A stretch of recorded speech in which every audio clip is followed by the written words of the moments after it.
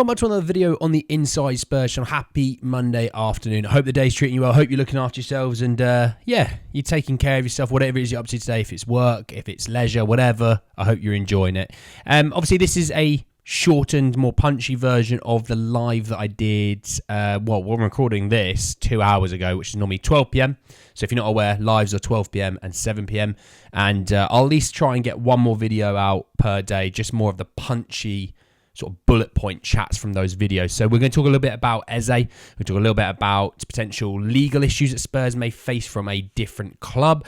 We're going to be talking about Fuhrich as well, and a release clause on him, and some Romano quotes around Spurs' transfer activity in the attacker position. So plenty to talk about, plenty to get into. Just want to say that if you're new, give us a subscribe. You're very much welcome to join us for the journey. And yeah, I know some of you just prefer the more sort of condensed sort of 5-6 minute videos. So these are for videos that people enjoy. That obviously, if you can join the live, please join along. They seem to be doing really well. I think in the space of a week, we've gained over 100 new live viewers for the videos, which is nice.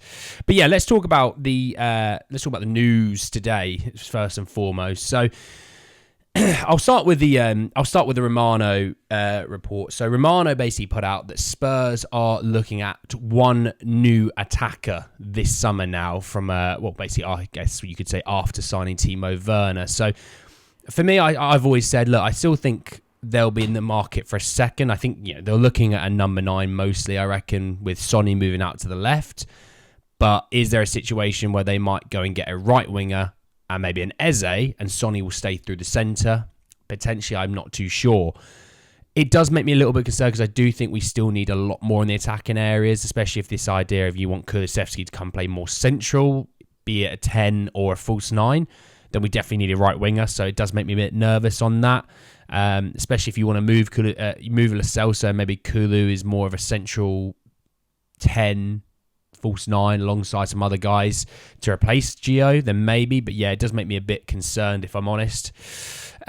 Moving over to the legal side of things. So Matt Law from The Telegraph put out that Tottenham have been accused of taking advantage of the Ukrainian war as Shakhtar Donetsk consider legal actions. Obviously, the backstory to this is Manor Solomon went on a year's loan to Fulham.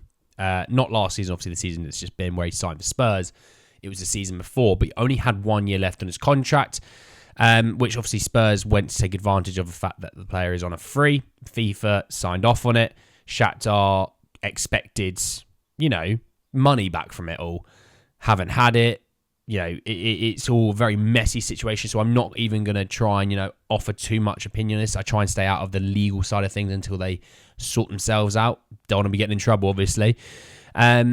But it's just a messy situation. If they there was rumours back last year they wanted somewhere from between 5 and 7.5 million, and I'm like, you can just have him back for that if you want.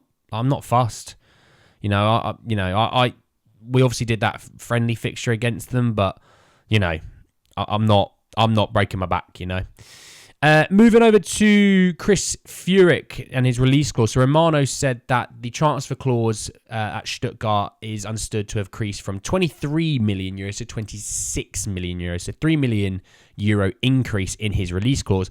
And that is because he qualified and was picked in the Germany Euro 2024 squad. So a few extra million, nothing groundbreaking, nothing crazy. It's just an extra few million for Stuttgart.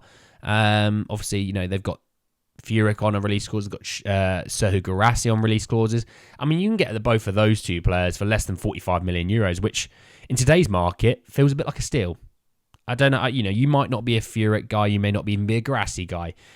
But just in today's value, it's a bit bonkers, if I'm honest. Moving over to the Eze report. So it came from Team Talk through James Marshman, who said that Tottenham to obliterate transfer record as target snubs Manchester United.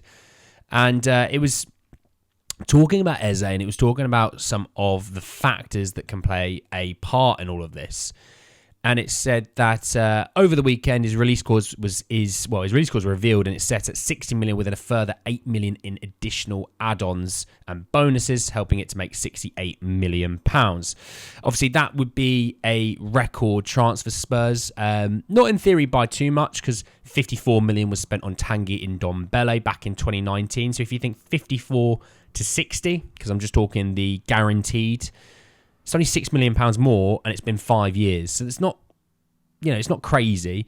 Obviously, he had a really good season last year. Obviously, he was fantastic under Glasgow. It was like 8 goals, 3 assists in the last 12 games. Man United, though, have been obviously strongly linked to the player, and they say that Sir Jim Ratcliffe is hoping to match any offer for the player. But they said, however, 4 factors have put Spurs in a very strong position to win this particular race, with the club already in a position to finance his signing, whereas United, by contrast, need to sell first, having prioritised Jared Branthwaite from Everton. Also, Eze himself wants to stay in London and close to his Greenwich roots. Furthermore, it's also claimed that Eze has already indicated a willingness to move to Tottenham, feeling the move would be better for his career at this time than a move north to the pressure bowl that is Manchester United. It's also one of the other last points is that it's understood that Daniel Levy has no issue in paying the release clause either. And I think with the release clause, I think, yes, it's a lot of money, but it wouldn't be one of those that, Daniel Levy's like, I'll pay it, boom, done. It'll be more one of those that Daniel Levy wants to work on how the structure of the deal would be. So I don't think it's outrageous to expect, Eberich shares or anything like that. Look, he's not going to be here in the next few days before the Euro start. Obviously, Euro start in 4 days' time. They start on Friday. Obviously, England play on the Sunday. So I don't foresee him being signed by then, but hopefully by the end of June, so it doesn't allow the door to be crept open for a team that has financial fair play issues to then activate themselves in the transfer market from July 1st. So hopefully Spurs are smart on that. But obviously, guys, at the end of the video, I hope you enjoyed it. Drop a like on the video. If you did, hit me in the comment section down below your thoughts and feelings about Eze, about Fuhrich's release clause, about the legal action, and obviously Romano's quote. So plenty in there to talk about. Obviously, subscribe to the channel if you're new and hit the bell notification for more. But anyway, guys, in the video, I'll see you all very, very soon. Take care, guys.